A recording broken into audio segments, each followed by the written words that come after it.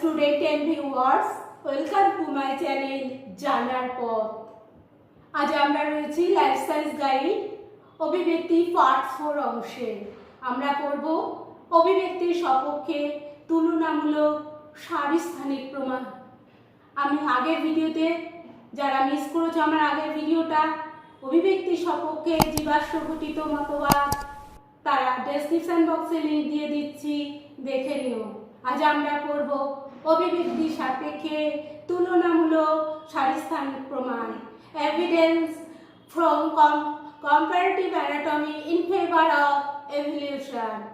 এসো তুলনামূলক সারিস্থানিক প্রমাণ বলতে কি বোঝে একটু দেখি।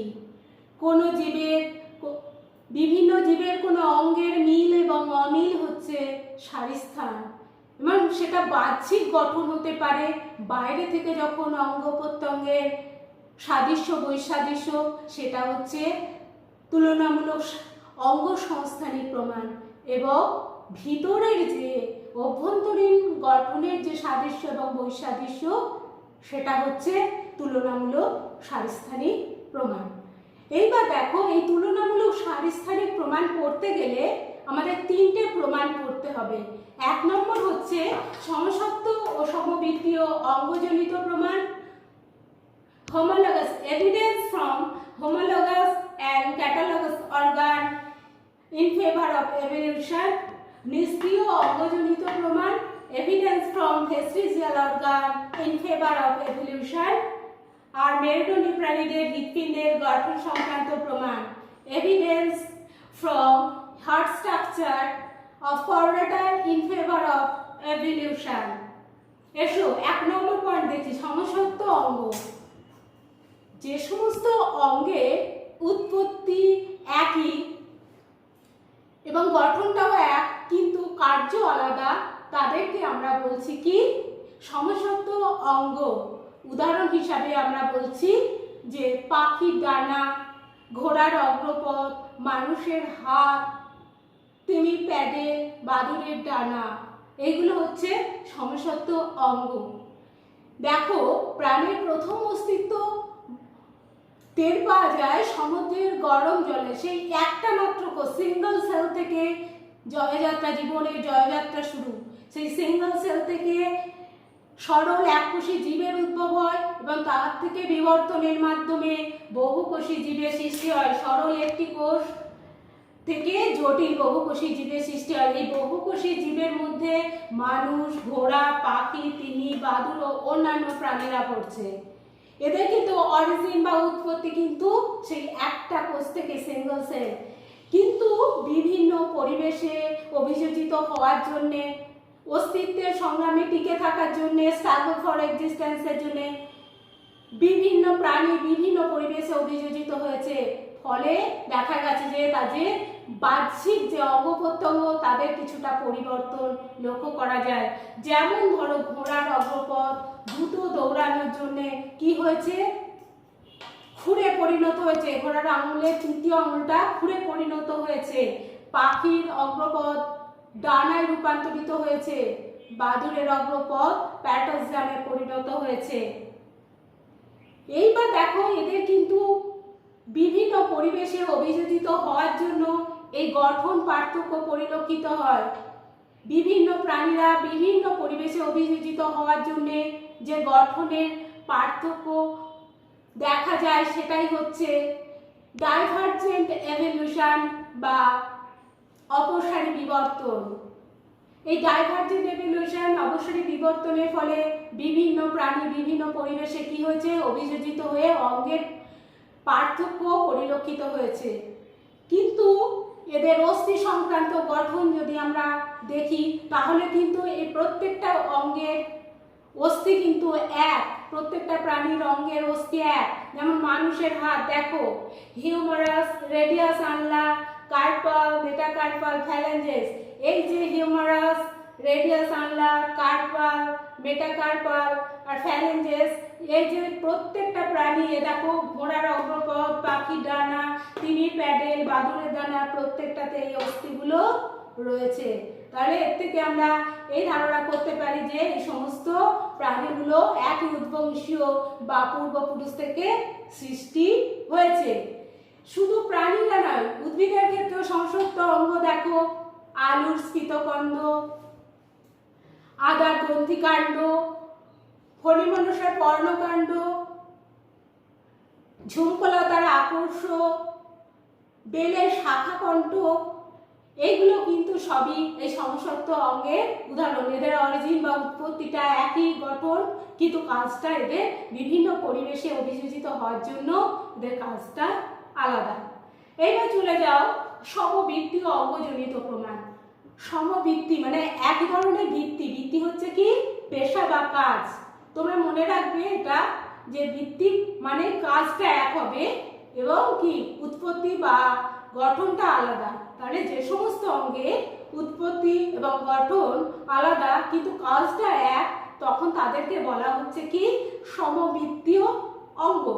সমভিত্তীয় অঙ্গের উদাহরণ দেখো, পতঙ্গের ডানা,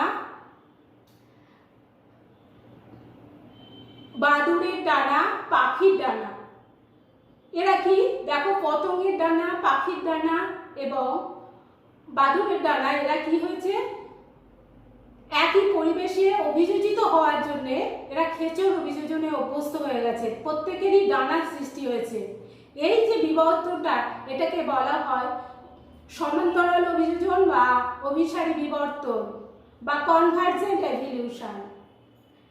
কিন্তু এদের গঠনটা সম্পূর্ণ আলাদা। যেমন দেখো, পতঙ্গের ডানা বহির্কঙ্কালে রূপান্তর, পাখির অগ্রপদ ডানায় রূপান্তরিত হয়েছে, আর বাদুড়ের অগ্রপদ আর পশ্চাৎপদের মধ্যবর্তী চামড়ার উপবৃদ্ধি প্যাটাজিয়াম সৃষ্টি করেছে।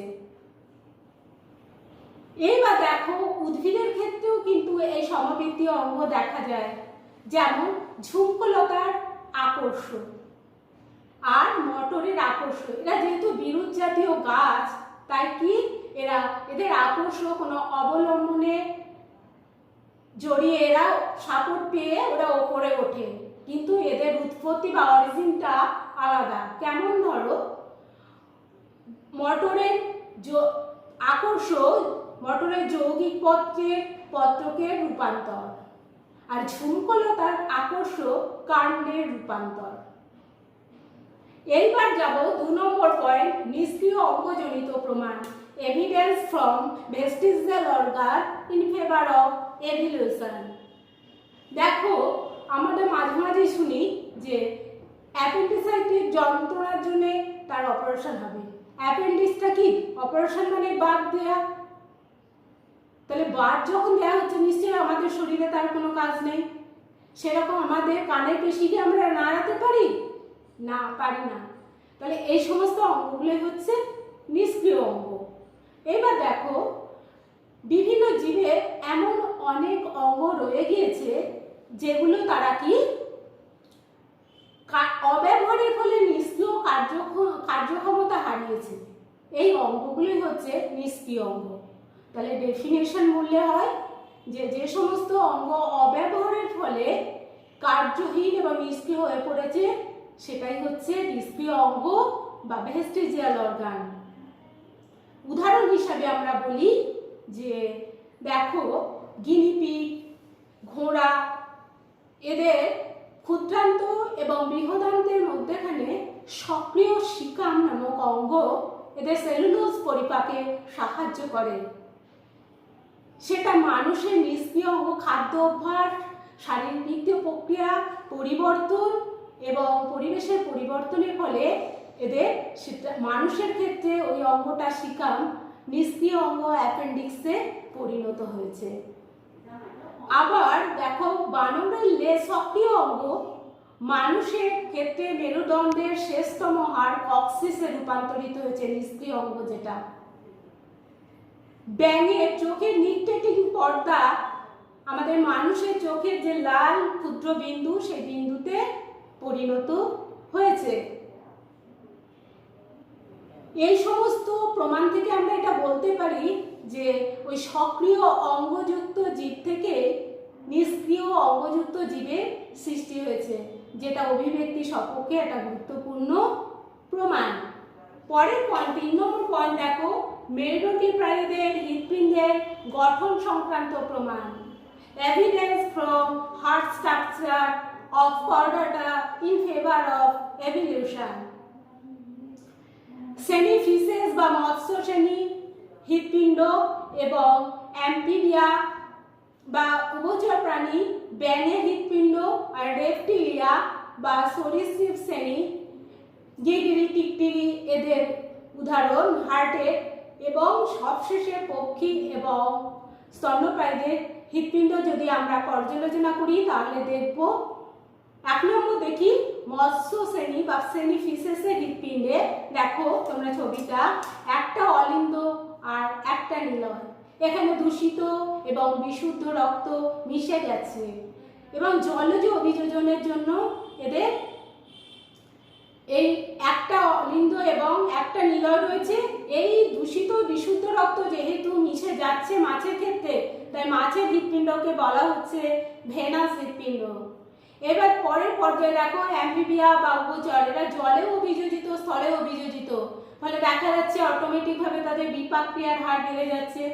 আর বিপাক ক্রিয়ার হার যদি বেড়ে যায় তাহলে কোষে অক্সিজেনযুক্ত রক্তের চাহিদাও বেড়ে যাচ্ছে। ব্যাঙের হৃৎপিণ্ডের ক্ষেত্রে দেখা যাচ্ছে যে 2টো অলিন্দ আর একটা নিলয়। এইবার দেখো চলে যাও সরীসৃপ শ্রেণী। সরীসৃপ শ্রেণী ছবিটা দেখো, এখানে 2টো অলিন্দ আছে কিন্তু একটা প্রবণতা এসছে যে কি নিলয়টাকে অর্ধবিভক্ত নিলয় দেখা যাচ্ছে, নিলয়টা বিভক্ত হওয়ার প্রবণতা এখানে দেখা যাচ্ছে।